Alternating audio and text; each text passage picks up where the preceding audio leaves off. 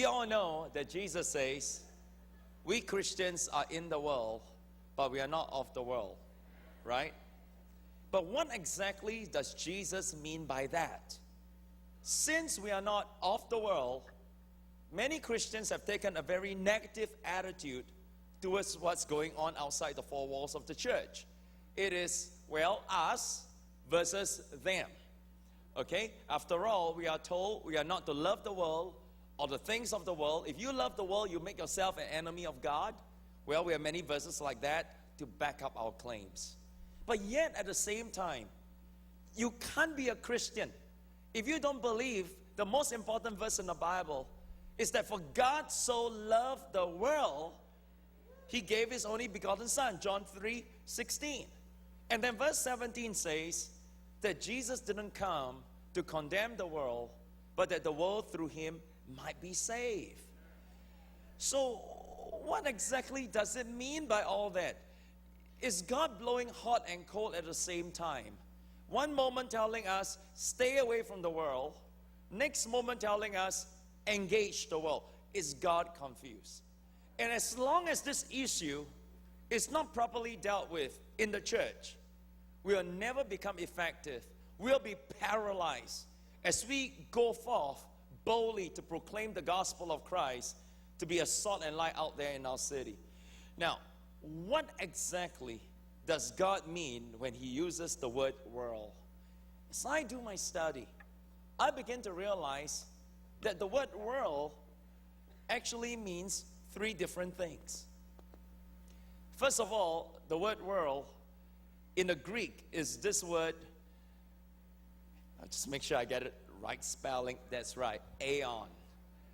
It's the word aeon, which means a generation.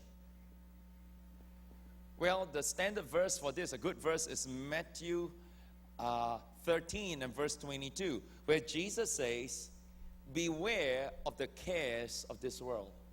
That means beware of the cares, the concern, the anxieties of the generation. My family lives in New York right now. I can tell you what's going on in New York. Everybody's worried about Wall Street, right? The cares of a generation, of the world.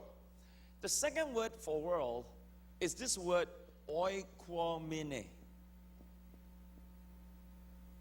which means lands and territories.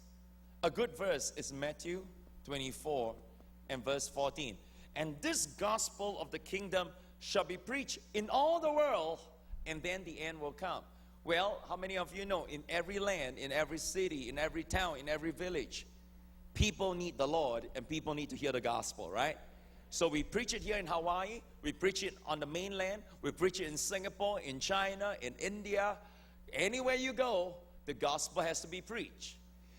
But the most common word that is translated as world is not aeon or oikoumene. The most common word is this word cosmos.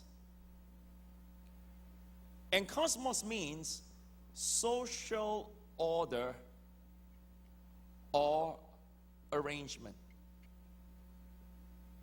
And the best text is Mark 16 and verse 15, when Jesus says, go into all the world, cosmos, and preach the gospel.